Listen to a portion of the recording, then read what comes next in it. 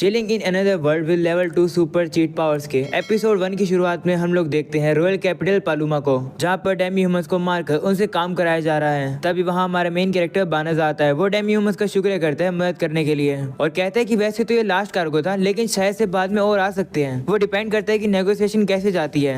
इतने तुम वेट करो, क्यों ना तुम बाकी लोगों के साथ खाना खाओ, ये लो खाने के लिए पैसे। बानज़ को देखकर सभी लोग अब कहने लगते हैं कि ये कितना अजीब लड़का है, डेमी ह्यूमन को पैसे दे रहा है। वहीं पर वो डेमी ह्यूमन बानज़ से कहता है कि आपका ऑफर काफी अच्छा है, पर हम लोग डेमी ह्यूमंस है, आपको पता है ना। जिस पर बानज़ कहता है कि इससे क्या ही फर्क पड़ता है, मेरी वजह से तुम्हें ये करना पड़ा तो कम से कम मेरी तरफ से ये लो। तब यहाँ पर एक लेडी आती है जो कि उस डेमी ह्यूमन से कहती है कि अगर बानज़ एक बार ऑफर कर देता है तो वो किसी से भी नो नहीं सुनता है। ये सुनकर वो डेमी ह्यूमन कहते हैं ठीक है, मैं जाकर खाना खाता हूँ अपने साथियों के साथ। वो ये बात अपने साथियों को ही बताता है। उसके साथी भी खुश हो जाते हैं कि वो लोग डिनर करने के लिए जाएंगे और अब वो सभी लोग बानज़ का शुक्रिया करते हैं और कहते हैं कि आप हमेशा हमारे लिए काइंड रहते हैं। ऐसा बोलने के बाद वहाँ से चले जाते हैं। बानज़ भी देखता है कि लोग उसे काफी बुरी तरीके से देख रहे होते हैं, जिसे देखकर बानज़ कहते हैं कि इससे क्या ही फर्क पड़ता है कि तुम इंसान हो या फिर डेमी ह्यूमन, भले हम लोग क्या ही हो, क्या हम लोग दोस्ती नहीं कर सकते हैं। तो लड़की कहती है कि ये काफी ज्यादा नाइस आइडिया है, पर कैपिटल में से ज्यादा लोग नहीं है जो कि ऐसा ही सोचते हैं। ये सुनकर बानज़ थोड़ा सा दुखी हो जाता है। तभी वो देखता है कि वो तो ग्लो कर रहा है और अब जैसे वो लेडी पीछे मुड़ के देखती है, वो देखती है कि बानज़ तो वहाँ पर होता ही नहीं है। बानज़ अब हमसे कहता है कि मुझे नहीं पता कि मुझे चूज क्यों किया गया, मुझे बस ये पता है कि मैं अब एक न्यू दुनिया में हूँ। बानज़ की जैसे आँख खुलती है, वो देखते है कि उसे समन किया गया है। एक बंदा कह रहा होता है कि 198th हीरो कैंडिडेट की समनिंग सक्सेसफुल हो गई है। बानज़ पूछते हैं कि मैं कहाँ पर हूँ, जिस पर एक बंदा बताता है कि मैजिकल किंगडम ऑफ क्लाइरोड है और तुम हीरो कैंडिडेट हो। ये सुनकर बानज़ कहते हैं कि शायद सबको गलतफहमी हुई है, मैं तो एक मर्चेंट हूँ। तब वो बंदा कहता है कि डार्क आर्मी के साथ हमारी काफी समय से बैटल चल रही है, इसलिए हम लोग अलग अलग वर्ल्ड से पोटेंशियल हीरोज को समन कर रहे हैं, इस होप में कि डार्क आर्मी के अगेंस्ट में हम लोग जीत सके। जिसके बाद अब वो लोग बानज़ की एबिलिटीज को चेक करते हैं, एक क्रिस्टल के ऊपर हाथ रख के।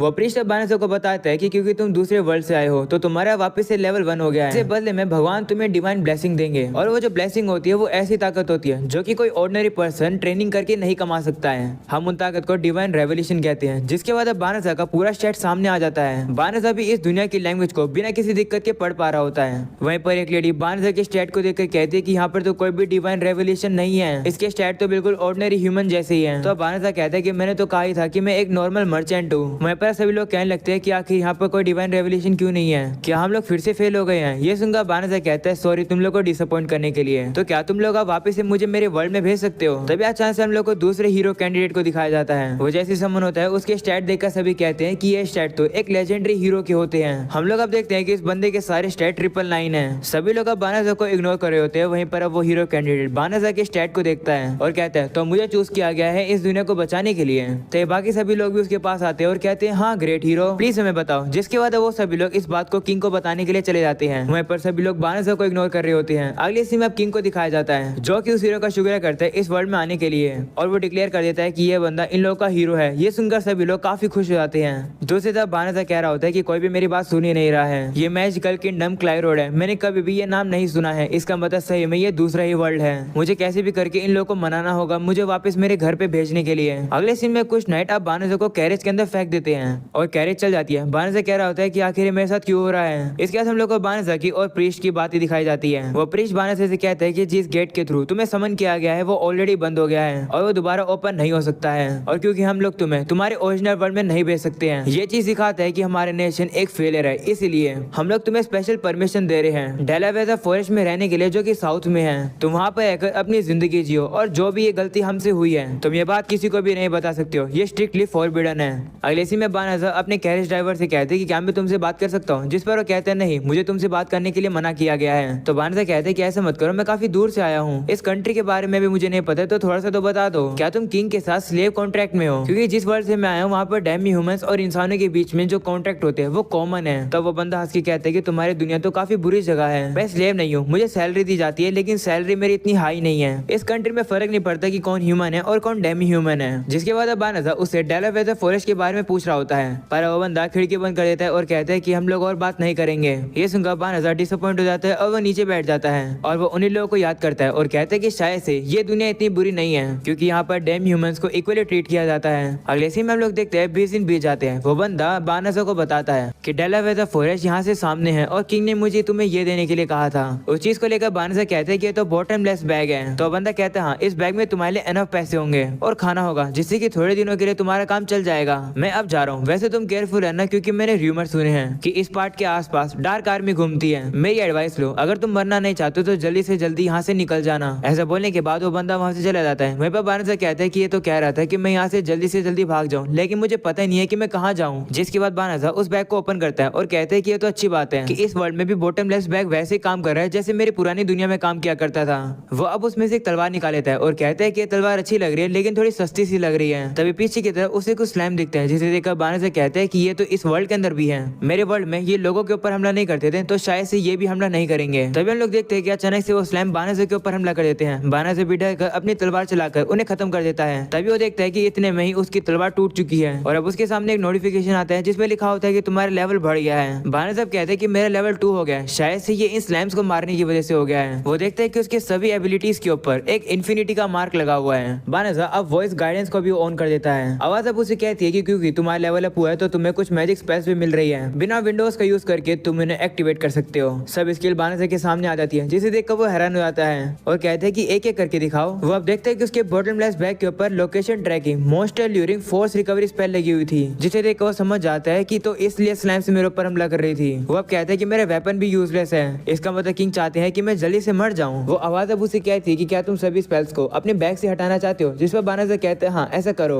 ये सुनकर सभी स्पेल उसके बैग के ऊपर से हट जाती है। बानसा कहते हैं कि आखिर वो लोग क्या करने की कोशिश कर रहे हैं। उन लोगों ने बैग के ऊपर ऐसा मैजिक लगाया जो कि इजीली हट गया। चलो इस बात को छोड़ते हैं, अभी मुझे एक सेफ जगह ढूंढनी होगी जिससे कि मैं अपने आप को प्रोटेक्ट कर सकता हूँ। वो अब जंगल की तरफ जाने लगता है। तभी उसे एक वार्निंग मिलती है कि डेलावेयर फॉरेस्ट के अंदर काफी हाई कंसंट्रेशन में मेलिशियम है। बानसा पूछता है कि वो क्या होता है, जिस पर आवाज बताती है कि मेलिशियम एक जेनेरिक टर्म है लिक्विड और गैसियस सब्सटेंस की, जो कि डीमन से निकलती है और मेलिशियम इंसानों को नुकसान पहुंचाती है। क्या तुम फॉरेस्ट को प्यूरिफाई करना चाहते हो? ये सुनकर बानसा कहता है कि अगर तुम ऐसा कर सकते हो तो तुम्हें करना चाहिए, क्योंकि उन लोगों ने मुझे यहाँ पर रहने के लिए कहा है तो मुझे यहीं रहना होगा। तब आवाज अब उसे कहती है कि इस स्पेल को यूज करने में तुम्हारा 1/3 मैजिक लगेगा। तो बानसा कहते हैं ठीक है, वैसे भी इससे फर्क नहीं पड़ता है कि मेरे पास कितना मैजिक है। वो अब उस स्पेल को एक्टिवेट करते हैं और अब वहाँ पर काफी तेज लाइट आती है जो कि अब पूरे फॉरेस्ट को ही प्यूरिफाई कर देती है। बानसा अब हैरान होता है और कहते हैं कि ये लाइट क्या थी, पर लगता नहीं है कि कुछ भी बदला है। तभी अब वो आवाज उसे कहती है कि तुम्हारा लेवल बढ़ गया है। वो आवाज उसे बार बार कहती है कि तुम्हारा लेवल बढ़ गया है। इतना ज्यादा लेवल अप होते हुए देख बानसा काफी हैरान हो जाता है। अगले सीन में हम लोग पहले प्रिंसेस को देखते हैं जो कि किंग से कहते हैं कि आपने ये काफी गलत किया। वो हीरो कैंडिडेट जो कि अपनी दुनिया में वापस नहीं जा सकता है हमारी गलती की वजह से, और अब आपने उसे डेलावेयर फॉरेस्ट में फेंक दिया। अफवाह ये है कि डार्क आर्मी ने अपनी फ्रंट लाइन बेस को वहाँ पे सेटअप कर लिया है। तब किंग कहते हैं कि वो कैंडिडेट कूड़ा था, वो हीरो नहीं बन सकता है। तब यहाँ पर एक बंदा आता है और किंग को बताता है कि अभी अभी हमने सेंस किया है कि जो हाईएस्ट होली मैजिक प्यूरिफिकेशन है उसका अभी अभी यूज हुआ है। ये सुनकर किंग कहते हैं कि अभी अभी गोल्डन हेयर वाले हीरो डीमन आर्मी को हराने गए हैं, तो शायद से उन्होंने ही ये स्पेल का यूज किया होगा। वो कितने कमाल के हैं, उनके पास हाई लेवल होली मैजिक है। मैंने टैलेंटेड पर्सन को चूज करा। तो वो बंदा कहते हैं नहीं, गोल्डन हेयर वाले जो हीरो है वो साउथ की तरफ गए हैं, पर वो जो प्यूरिफिकेशन स्पेल है वो डेलावेयर फॉरेस्ट में यूज करी गई है जो कि नॉर्थ में है। ये सुनकर किंग और प्रिंसेस काफी ज्यादा शौक हो जाती हैं। दूसरी तरफ हम लोग बानसा को देखते हैं जिसका लेवल बढ़ के 369 हो गया है। वो अब कहते हैं कि मैंने तो किसी मॉन्स्टर को मारा भी नहीं, मेरा लेवल इतनी जल्दी कैसे बढ़ गया। ऐसे इस वर्ल्ड में बस मैजिक यूज करने से ही लेवल बढ़ जाता है, और ये अजीब सा सिंबल अभी भी मेरे स्टैट के अंदर ही है। आखिर क्या चल रहा है? मैं अपनी लेवल अप होने वाली नोटिफिकेशन को बंद कर देता हूँ। ऐसा करने के बाद बानसा अब सोचता है कि उसके पास कितना मैजिक बचा है। वो अब चेक करता है और देखते है कि उसका जो मैजिक कम हुआ था वो वापस से रीजनरेट हो जाता है, जिसे देखकर वो कहते हैं कि तो कुछ सेकंड्स में ही रिस्टोर हो गया। इसका मतलब मेरी मैजिक कैपेसिटी सही में काफी कम है। बानसा अब सोचता है कि चलो इसे छोड़ो, आखिर अब मुझे क्या करना चाहिए। टाउन के अंदर रहने से तो मुझे बैन कर दिया गया है और मुझे ये भी नहीं पता है कि मेरे मैजिक ने फॉरेस्ट को कितना प्यूरिफाई किया है। तभी आवाज उसे कहते हैं कि तुम इस समय पर शेप शिफ्ट मैजिक यूज कर सकते हो, ये रेकमेंडेड है। ये सुनकर बानसा कहते हैं हाँ ये स्पेल काम कर सकती है। वो अब अपने जेंडर को चेंज कर लेता है और लड़की बन जाता है, पर अब उसे थोड़ा सा अजीब लगने लगता है तो वो जल्दी से अपने आप को वापस से लड़का बना लेता है। पर इस बार जो उसका चेहरा होता है वो अलग होता है, जिसे देखकर वो कहते हैं हाँ अब मुझे कोई नहीं पहचानेगा, अब मैं टाउन में जा सकता हूँ। तभी आवाज उसे टेलीपोर्टेशन मैजिक रेकमेंड करती है, जिससे कि अब वो सीधा ही कैपिटल में जा सकता है। वो अब इस स्पेल का यूज करता है और टेलीपोर्ट करके सिटी के अंदर आ जाता है। वो अब हैरान हो जाता है और कहते हैं कि जिस वर्ल्ड से मैं आया हूँ वहाँ पर टेलीपोर्टेशन स्पेल से पावरफुल सोर्सरर यूज कर पाते थे, पर लगता है इस वर्ल्ड में सिस्टम अलग है। बानसा ट्राई करता है खुद को अपने पुराने वर्ल्ड में टेलीपोर्ट करने की, पर वो काम नहीं करता है और कहता है मुझे पता था कि ये काम नहीं करेगा। जिसके बाद वो कहते हैं कि इस दुनिया में रहने के लिए मुझे थोड़ा सा पैसे कमाना होगा, चलो कोई गिल्ड ढूंढते हैं। वो अब टाउन में आ जाता है और कहते हैं कि भले यहाँ पर कोई मर्चेंट गिल्ड हो,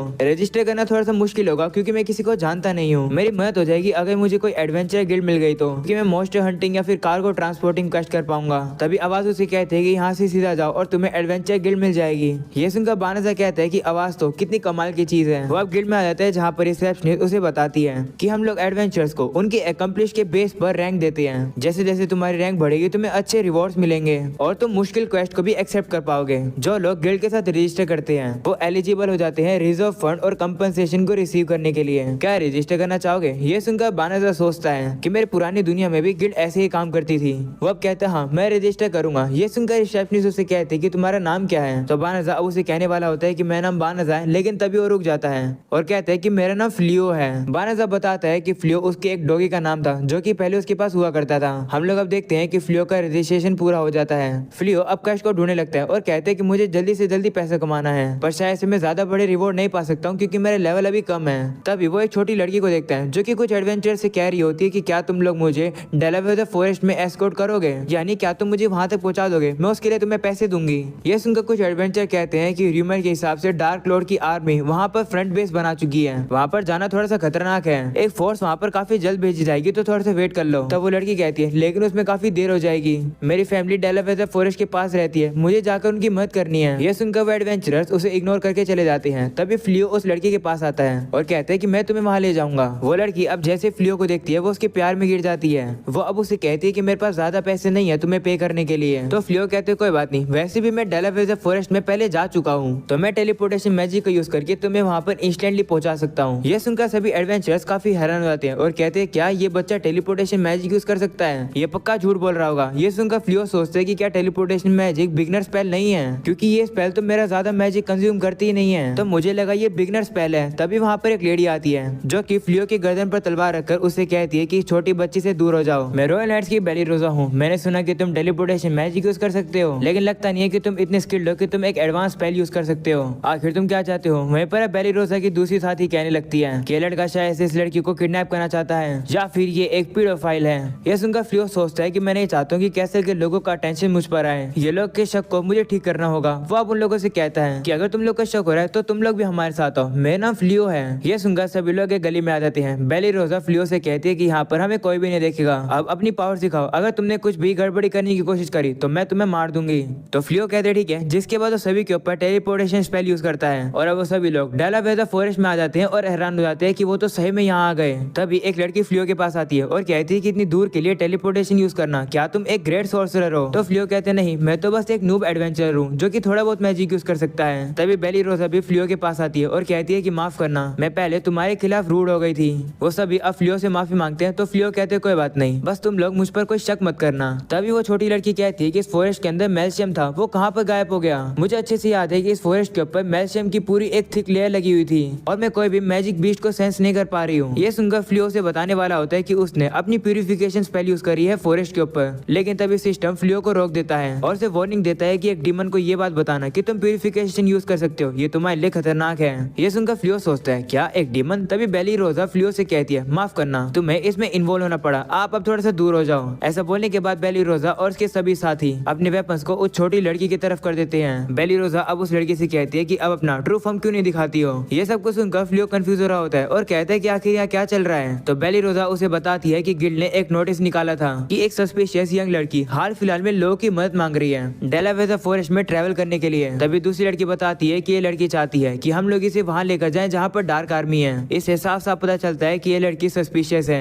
तभी हम लोग छोटी लड़की को देखते हैं जिसकी आंखों में आंसू आ रहा होता है, जिसे देखकर फ्लियो को उस पर दया आ रही होती है। लेकिन तभी वो छोटी लड़की एक इवल स्माइल करती है और कहती है कि कैसल ने जिन नाइट्स को एम्प्लॉय किया है, इन लोग के अंदर तो काफी हिम्मत है जो कि मुझसे इस तरीके से बात कर रहे हैं। ऐसा बोलने के बाद वो लड़की धीरे धीरे करके ट्रांसफॉर्म होने लगती है। ट्रांसफॉर्म होकर वो कहती है कि मैं फेनरिस हूँ, फैनग्रैल जो कि इंटरनल 4 है, मैं उसकी छोटी बहन हूँ, मैं अब तुम लोग को मार दूंगी। ये सुनकर बेली रोज कहती है कि ये तो लुपीन है। फेनरिस अब कहती है कि मेरे भाई ने मुझे भेजा था दुश्मनों को ऑब्जर्व करने के लिए और खाना ढूंढने के लिए, लेकिन अभी लगता है कि मुझे तुम लोग को मारना होगा। ऐसा बोलने के बाद वो काफी ज्यादा मेलिशियम निकालती है जिसकी वजह से वो सभी नाइट सब नीचे गिर जाते हैं। वहीं बेली रोज भी कह रही होती है कि मैंने ये एक्सपेक्ट नहीं किया था कि हम लोग ऐसे डीमन से मिलेंगे। वो गिरने वाली होती है तभी फ्लियो आकर उसे पकड़ लेता है और कहते हैं कि यहाँ क्या चल रहा है। फ्लियो को देखकर फेनरिस कहती है कि लगता है एक मेलिशियम से अनअफेक्टेड है, कोई बात नहीं, बाकी लोगों को हराने के बाद मैं तुम्हें मार दूंगी। ऐसा बोलने के बाद वो बेली रोज के ऊपर हमला करने आती है, लेकिन तभी फ्लियो बेली रोज को पकड़कर साइड में कर देता है जिसकी वजह से वो बच जाती है। ये देखकर फेनरिस कहती है कि हम लुपिन्स कभी भी अपने शिकार को भागने नहीं देते हैं। ये सुनकर फ्लियो सोचता है कि मैं भाग नहीं सकता हूँ और साथ में मैं इन चारों को प्रोटेक्ट नहीं कर सकता हूँ। फ्लियो अब बेली रोज की टीम के ऊपर टेलीपोर्टेशन यूज करता है और उन्हें वापस से टाउन में पहुंचा देता है। फेनरिस बेली रोज के ऊपर हमला करने आती है, लेकिन उससे पहले वो टेलीपोर्ट हो जाती है, जिसे देखकर फ्लियो खुश हो जाता है और कहता है कि अच्छा वही ये काम कर गया। जिसे देखकर फेनरिस फ्लियो से कहती है कि क्या तुम अकेले मेरे खाना बनने की सोच रहे हो। यह सुनकर फ्लियो कहता है कि मुझे अभी भी नहीं पता कि मुझे चूज क्यों किया गया, लेकिन मैं डिसाइड कर रहा हूँ कि इस दुनिया में बिना कुछ करे मैं नहीं मरूंगा।